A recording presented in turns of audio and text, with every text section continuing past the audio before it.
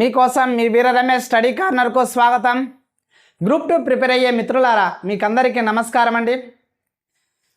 చివరి ఘట్టంలో భాగంగా నెల రోజులు మాత్రమే మీకు మిగిలి ఉండడం జరిగింది. ఈ నెల రోజుల్లో మీరు ఏ విధంగా రివిజన్ చేయాలో ఈ వీడియోలో చక్కగా వివరించడం జరుగుతుంది.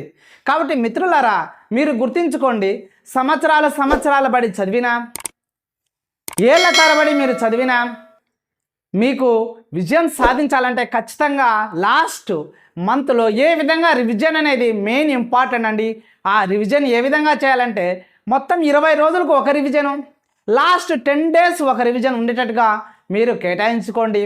ఆ 20 రోజుల్లో ఏ సబ్జెక్ట్ మీద పేపర్ 1 మీద ఫోకస్ పెట్టాలన్నా, పేపర్ 2 మీద ఫోకస్ పెట్టాలన్నా మీకు మనసులో కలిగి ఉంటుంది. మిత్రులారా మీరు సబ్జెక్ట్ మీద పేపర్ 1 మీద మీరు పూర్తి పట్టు ఉంటే పేపర్ 2కి ఎక్కువ కేటాయించండి. అలా కాకుండా రెండు దాంట్లో ఈక్వల్గా ఉంటే సేమ్ డిటో 20 daysలో 10 days పేపర్ 1 మీద, 10 days పేపర్ 2కు కేటాయించుకోండి. అలా కాకుండా పేపర్ 1లో నీకు స్కోరింగ్ సబ్జెక్ట్ ఈక్వల్ అండి. ఎక్కువ ఒక దాని మీద రాని సబ్జెక్ట్ మీద మీరు ఫోకస్ పెట్టాకండి. వచ్చే సబ్జెక్టే మీకు మార్కులు తెస్తాయి. రాని సబ్జెక్ట్ ఎకానమీ ఉంది, ఎంత చదివినా మ్యాటర్, ఎక్కువ మార్కులు స్కోర్ సాధించలేము. పేపర్ 1లో పాలిటీలో ఎక్కువ మార్కులు సాధించవచ్చు, అలాగే హిస్టరీలో కూడా ఎక్కువగా మార్కులు సాధించవచ్చు.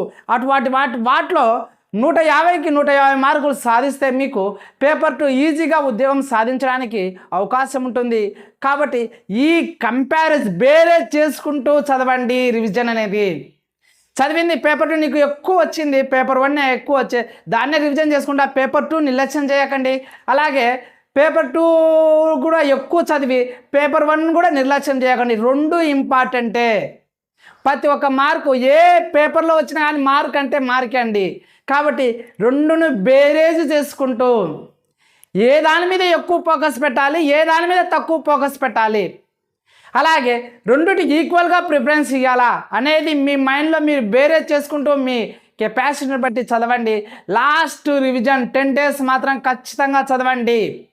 లాస్ట్ 10 days ఖచ్చితంగా మీరు ప్రిపరేషన్ కొనసాగించండి. లాస్ట్ రివిజన్ చేయండి. లాస్ట్ 1 day ముందర ఎటువంటివి చదవడం మానేయండి. రేపు ఎగ్జామ్ ఉండగా ముందు రోజు ఎట్టి పరిస్థితుల్లో చదవకండి. ఆ విధంగా మీరు ప్లాన్ చేసుకోండి. 9 days వస్తాయి. ఒక్కరోజు మనం చదవకపోతే 9 days వస్తాయి. ఈ విధంగా మీరు ప్లాన్ చేసుకోండి. ఖచ్చితంగా మీరు ఉద్యోగం సాధిస్తారు. ఇంతవరకు నేను అసలే కానీ చదవలేదు, ఎట్లా రివిజన్ చేయాలంటే ఫాస్ట్ రివిజన్ చేయండి. చదవనాలు కూడా ఫాస్ట్ రివిజన్ చేయండి. కొత్త పుస్తకాలు ఎట్టి పరిస్థితుల్లో చదవకండి. ఓన్లీ చదివిన వాటి మాత్రమే రివిజన్ చేయండి. కొత్త వాటిని ఎట్టి పరిస్థితుల్లో చదవకండి. కొత్త పుస్తకాలు ఎట్టి పరిస్థితుల్లో చదవకండి. గుర్తుంచుకోండి మిత్రులారా, గ్రూప్ 2 రాసే విద్యార్థులందరూ ప్రతి ఒక్కరూ ఉద్యోగం సాధించాలని ఆశిస్తూ వీడియో తీయడం జరిగింది. ఇంకా ఎవరైనా మన ఛానల్ను సబ్స్క్రైబ్ చేసుకోవాల్సిందిగా కోరుచున్నాను.